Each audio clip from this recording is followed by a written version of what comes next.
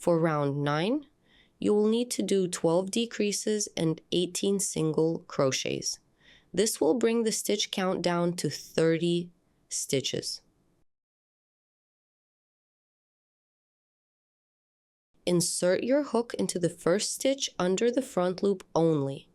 Without moving away, insert your hook under the front loop of the following stitch. Yarn over and pull the yarn through both front loops.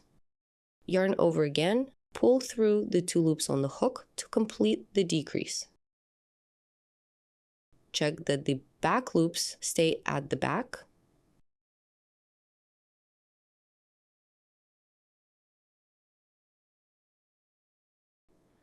Now make the next decrease in the next 2 stitches. Pick up the front loop of the next stitch and the front loop of the stitch right after it.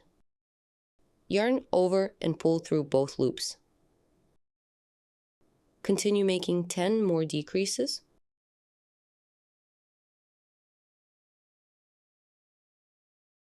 Once you've done all 12 decreases, follow up with 18 single crochets. By the end of the round, you should have 30 stitches left. Crochet the rest of the rounds for step 8 of your plushie.